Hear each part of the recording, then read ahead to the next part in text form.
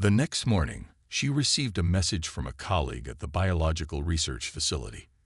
"You need to see this. Their interest in our neurology isn't academic. They're testing something." Hannah slipped away from the public celebrations and headed to the lab.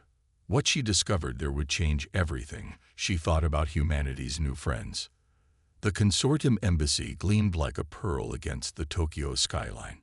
Inside, Dayun moved silently through hallways that curved like living things. As head of security for the human delegation, he had access to most areas, but not the lower levels. Those remained strictly off-limits to all humans. 6 months had passed since first contact. The world had changed rapidly. Consortium medical technology had already eliminated several diseases. Their energy systems powered cities with minimal environmental impact. They were, by all public accounts, humanity's greatest allies. Yet something bothered Da. Small inconsistencies. The way alien representatives would abruptly end conversations about certain topics. The sections of their ships humans were never allowed to visit. The growing number of people reporting missing time after medical examinations. Tonight, Da had a plan.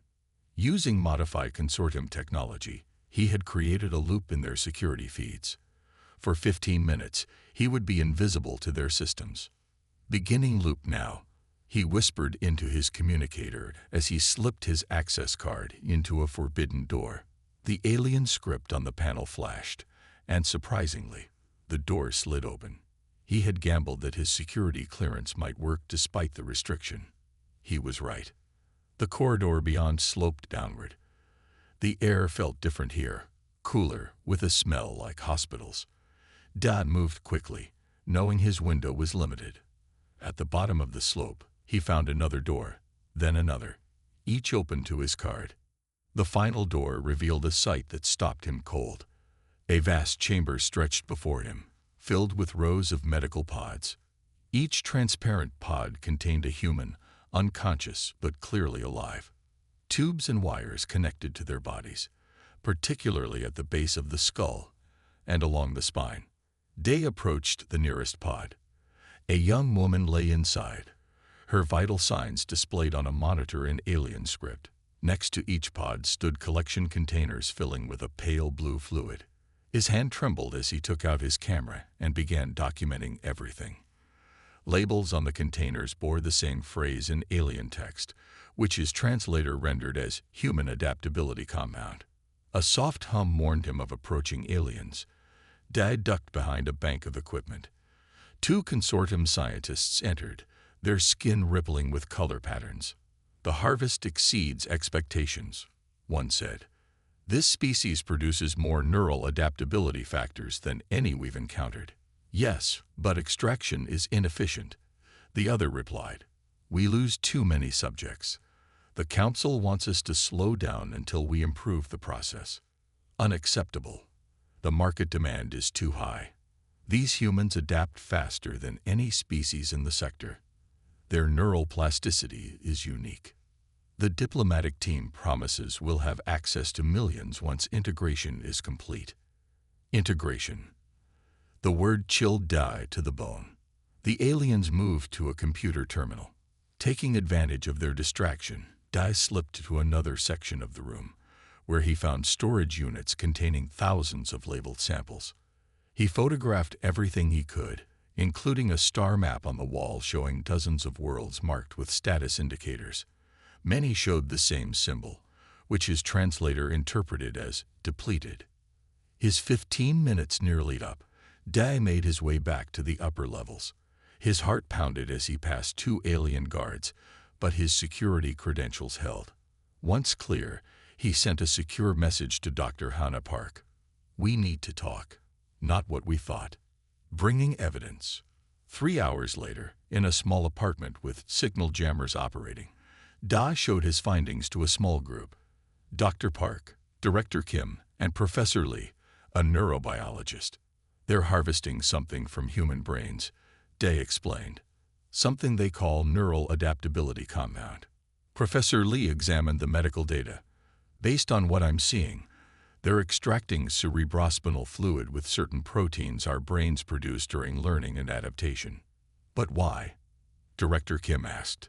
Their records suggest it's extremely valuable, Daz said, and rare among other species. Hannah's face had gone pale.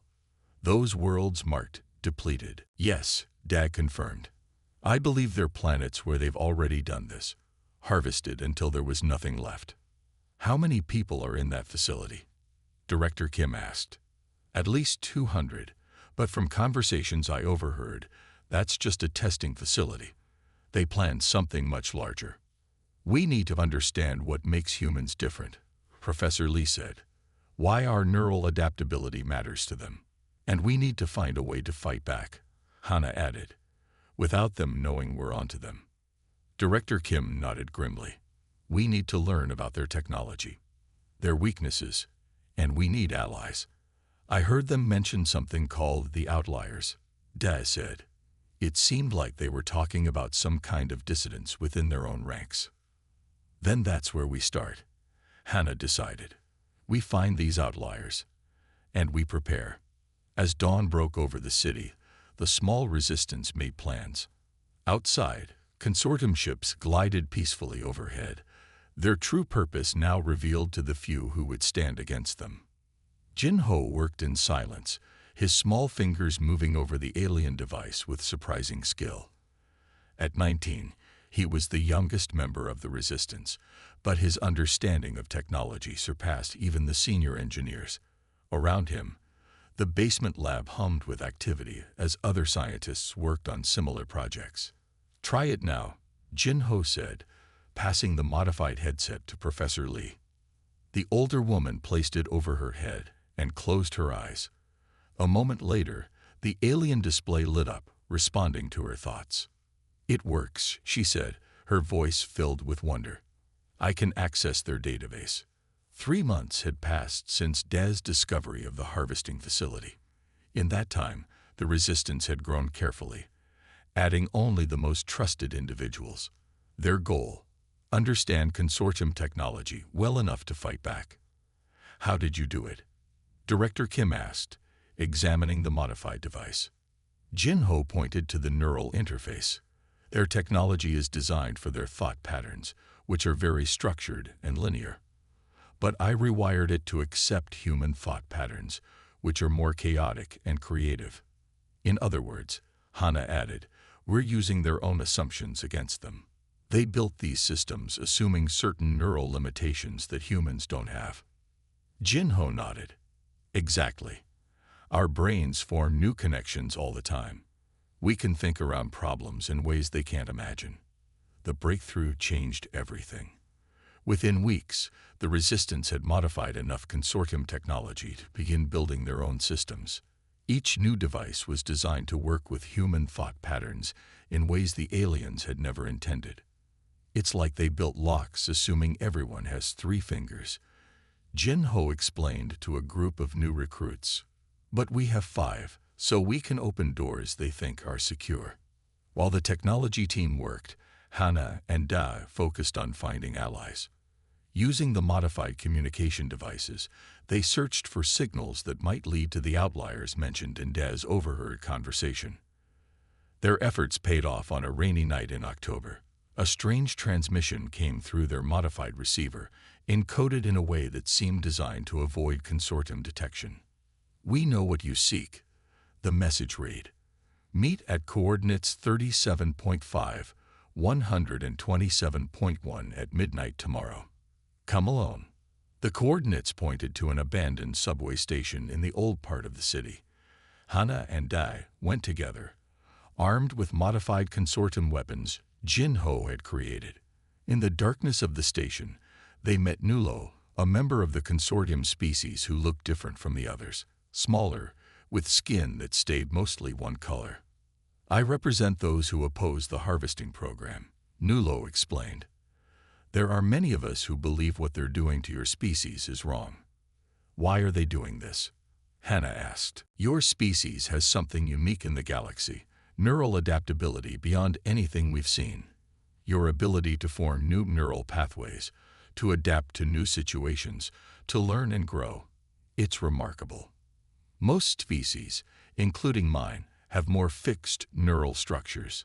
And they harvest this ability from us rather than letting us develop it, Da concluded. Yes, the consortium leadership fears what humanity might become if allowed to develop naturally. Your adaptability threatens their power structure. How many worlds have they done this to? Hannah asked. 17 in the past 1,000 years, all now depleted of their most adaptable individuals, their societies stagnant. The alliance with the outliers provided crucial information. The resistance learned about consortium weaknesses, communication systems, and military capabilities. Most importantly, they learned about the consortium's rigid thinking patterns. They can't improvise, Professor Lee explained during a strategy meeting. Their minds don't work that way. They follow procedures exactly, every time. Which means they're predictable, Director Kim said.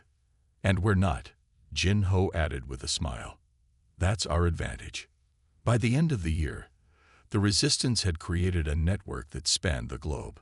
Each cell operated independently, but could coordinate through modified consortium technology. Scientists worked alongside soldiers, engineers alongside politicians. The most important project was the Global Interface System, a network of modified consortium devices that would allow thousands of humans to simultaneously access alien systems. When will it be ready? Director Kim asked as he watched Jin Ho make final adjustments to the master control. 2 weeks, Jin Ho answered. Then we can test it with 100 people. If that works, we go global. And the consortium won't see it coming, Hannah said. Because they literally can't imagine what we're planning. As Jin Ho sealed the final connection, the device glowed with a soft blue light. Humanity's greatest weapon wasn't bullets or bombs, but the very adaptability the aliens sought to harvest. The ability to think differently, to change, to evolve. Qualities that had defined humanity since the beginning. They think they're smarter than us, Dae said softly. That's their mistake. Jin Ho took a deep breath as he looked across the room filled with resistance members. Each person wore a modified neural interface headset that glowed with soft blue light. This was the moment they had prepared for over many months. Systems ready, he reported, checking the final diagnostics on his screen. Everyone remember your assigned targets. Don't try to access more than you've trained for. Director Kim stepped forward, his face solemn. Today, we take back our planet. Today, we show the consortium that humanity will not be harvested. Across the globe, similar scenes played out in hidden locations. In total, 10,000 humans prepared to interface simultaneously with consortium systems, something the aliens believed impossible. Begin on my mark, Director Kim said over the secure global channel. 3, 2, 1, mark. Jin Ho activated his headset and felt the familiar sensation of his mind connecting to the alien network. Around him, others did the same. Each person targeted specific systems according to their training: communications, security, transportation, medical facilities. The effect was immediate and devastating. Across Earth, consortium systems crashed as human operators interfaced in ways never designed or anticipated. Security doors opened. Communication channels filled with contradictory commands. Defense systems shut down. In orbit, automated consortium ships lost contact with their control centers. On the ground, alien representatives found themselves suddenly cut off from their technology. Dae led the main assault team toward the Tokyo embassy. 100 trained soldiers moved quietly through the city, using modified consortium weapons that the aliens couldn't detect or track. Remember, Dae instructed as they approached the gleaming building, non-lethal force unless absolutely necessary. We're not like them. The infiltration was easier than expected. With security systems disabled, they moved directly to the lower levels where humans were being held. 2 alien guards attempted resistance, but were quickly subdued with modified stun weapons.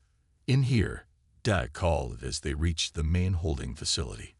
Inside, they found 300 humans in medical pods, connected to harvesting equipment.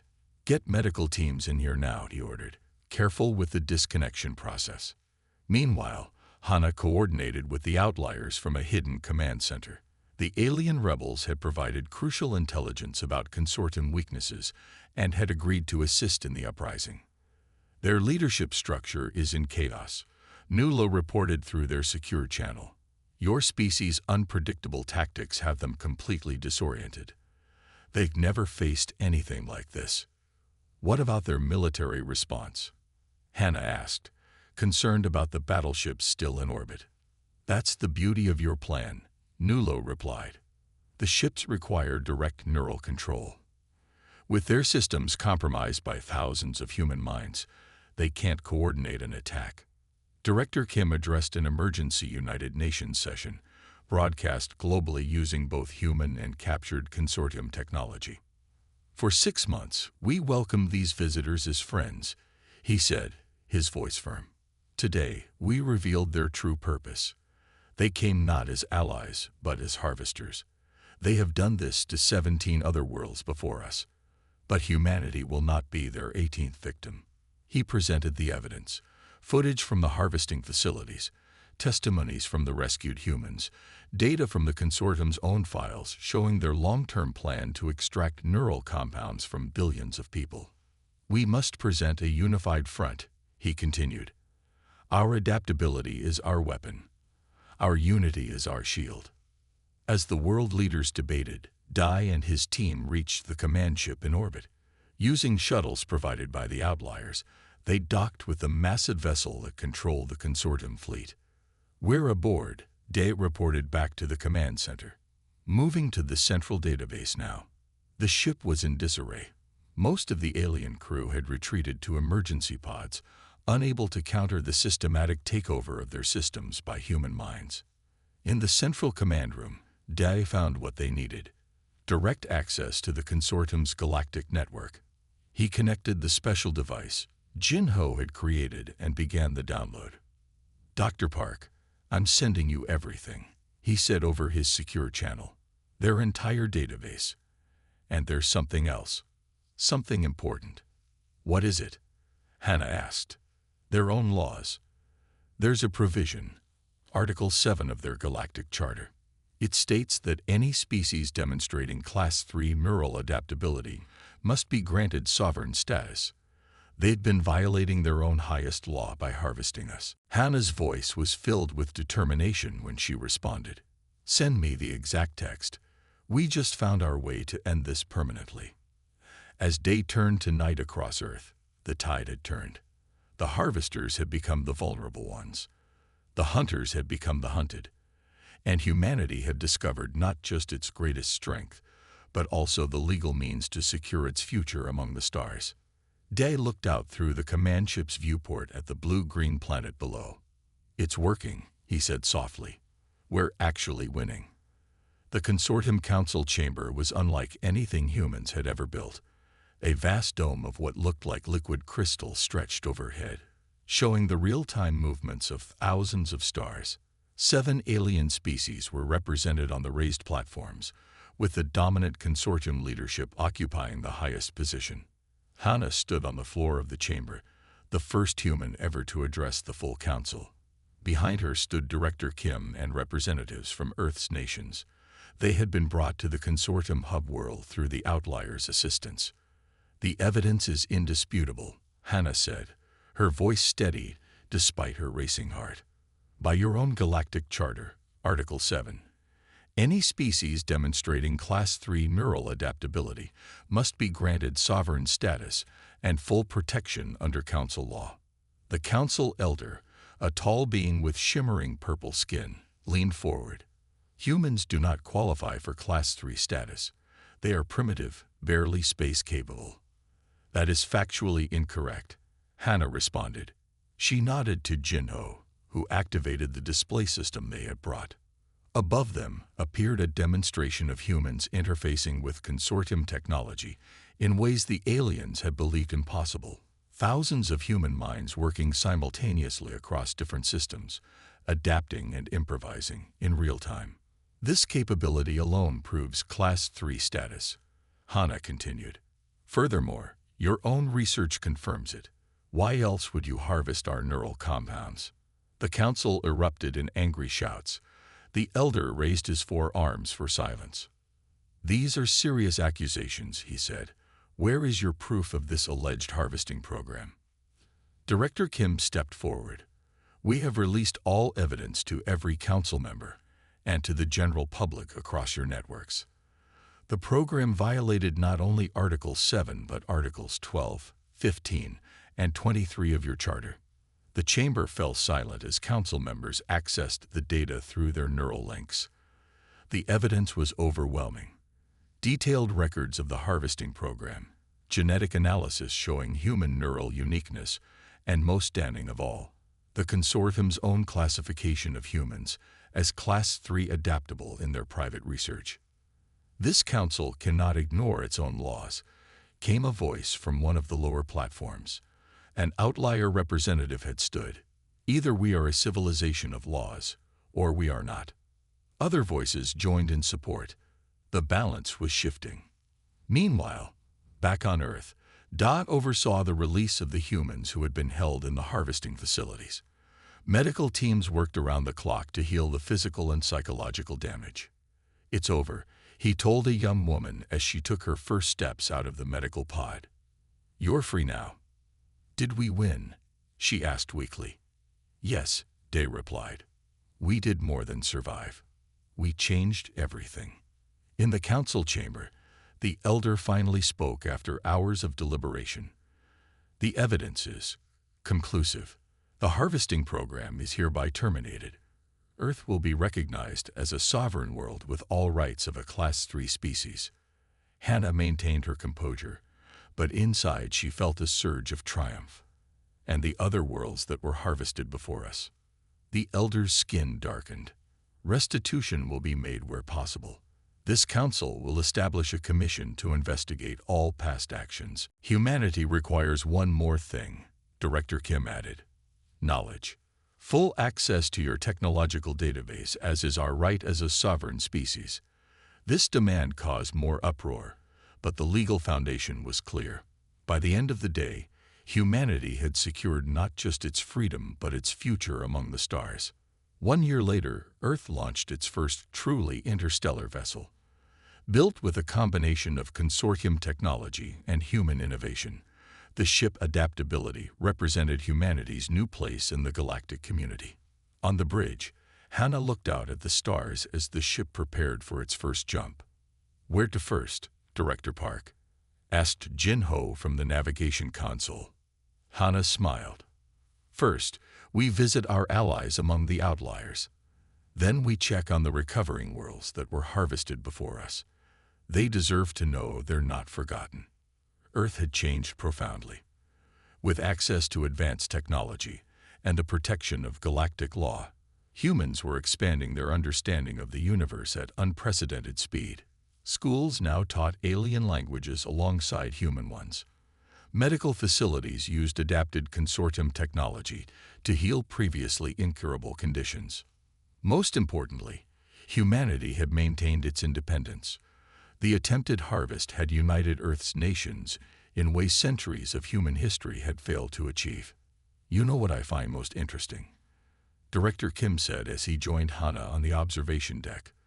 "The very quality they tried to steal from us is what saved us." "Our adaptability," Hannah agreed. "They saw it as a resource to exploit. They never considered it might be a weapon." As the adaptability's engines hummed to life, Hannah felt a sense of profound possibility. The stars were no longer distant lights but future homes, allies, adventures. Humanity had not just survived its first contact, it had thrived. "Ready for jump," Jin Ho announced. "Proceed," Hannah ordered. "Let's show the galaxy what humans can do." The ship vanished into hyperspace, carrying humanity's hopes toward its destiny among the stars.